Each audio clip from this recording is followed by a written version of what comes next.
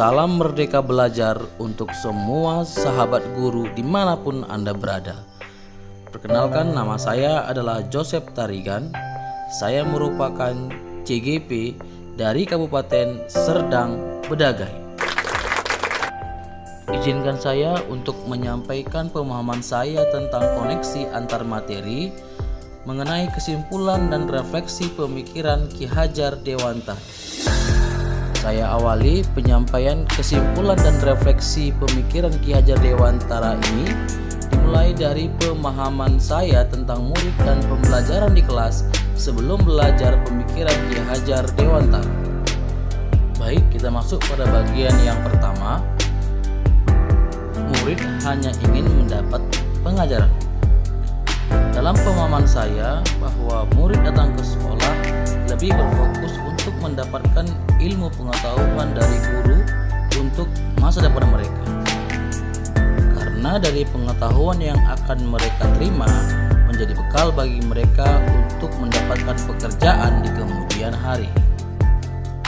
Baik, bagian kedua,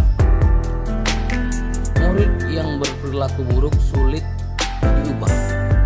Dalam benak saya, jika siswa atau murid yang bandel akan selamanya berperilaku buruk dan hanya membuang energi untuk merubahnya. Bagian yang ketiga, pembelajaran di kelas terpusat pada guru. Pembelajaran di dalam kelas hanya tergantung dari peran guru, sehingga murid harus memperhatikan keinginan guru. Artinya, berhasilnya pembelajaran di kelas sangat tergantung dari peran guru. Dan yang keempat atau yang terakhir, pembelajaran berfokus pada penyampaian materi saja.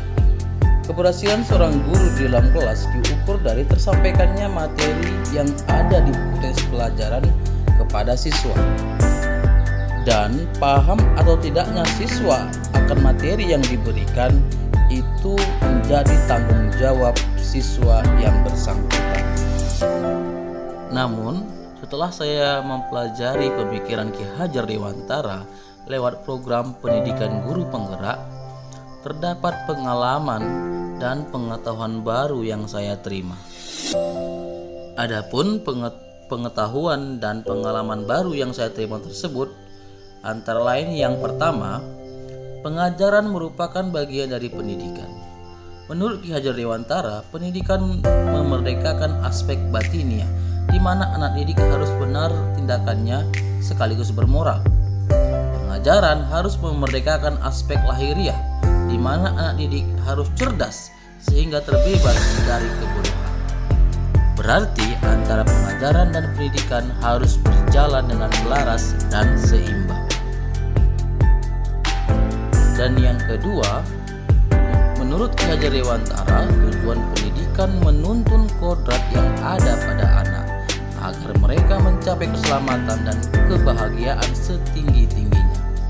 Dalam proses menuntun, anak diberi kebebasan, namun pendidik sebagai pamong dalam memberi tuntunan dan arahan agar anak tidak kehilangan arah dan membahayakan dirinya.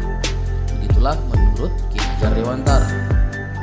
Sekarang kita masuk pada bagian yang ketiga. Bapak Ki Hajar Dewantara mengatakan bahwa pendidikan harus sesuai dengan kodrat alam dan kodrat zaman.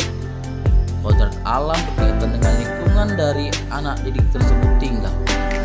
Sedangkan kodrat zaman, pendidikan harus disesuaikan dengan perkembangan zaman, sehingga mampu menjawab tantangan zaman.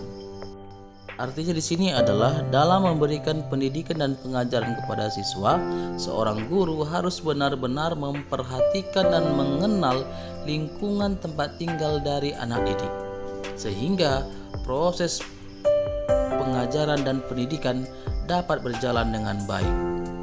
Lalu berkaitan dengan kodrat zaman, bahwa pendidikan dan pengajaran yang kita berikan tersebut harus mampu disesuaikan dengan perkembangan zaman. Misalnya adalah dalam penggunaan teknologi untuk kegiatan belajar mengajar di dalam kelas.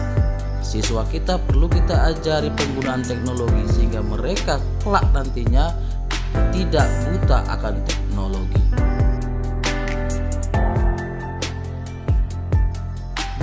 dalam bagian yang keempat dari pemikiran Ki Hajar Dewantara adalah mengenai budi pekerti. Menurut Ki Hajar Dewantara, keluarga merupakan tempat yang utama dan yang paling baik melatih pendidikan sosial dan karakter bagi anak didik. Orang tua dapat menjadi guru dalam memberikan teladan yang baik kepada anak-anak di rumah, sehingga kelak nantinya jika mereka berbaur dengan lingkungan sosial, maka anak-anak tersebut memiliki karakter atau budi pekerti yang baik.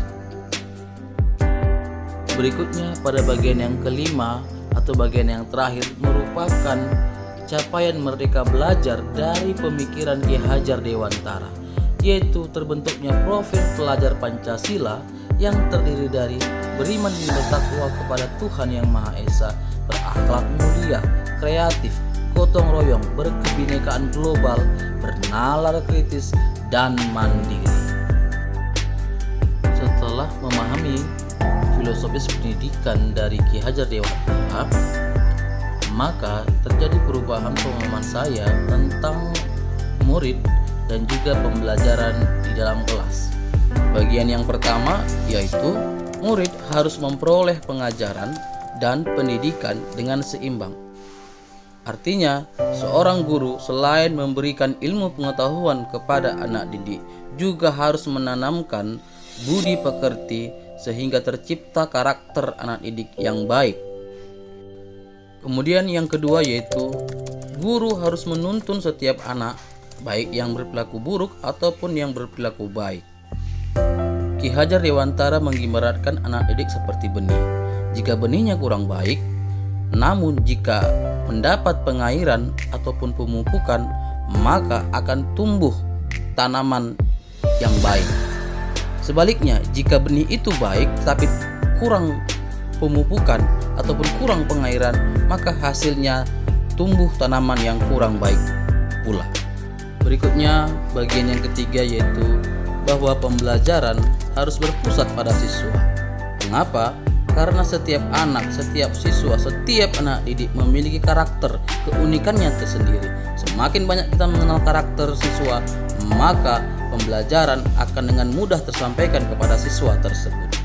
Kemudian pada bagian yang keempat atau yang terakhir, pembelajaran harus sesuai dengan zaman. Ini sesuai dengan pemikiran KHD, yaitu pendidikan disesuaikan dengan kodrat zaman. Maka dalam memberikan pendidikan dan pengajaran kepada siswa harus mampu menjawab tantangan zaman yang selalu bergerak dinamis, sehingga kelak siswa akan memperoleh kebahagiaan dan keselamatan yang setinggi-tingginya.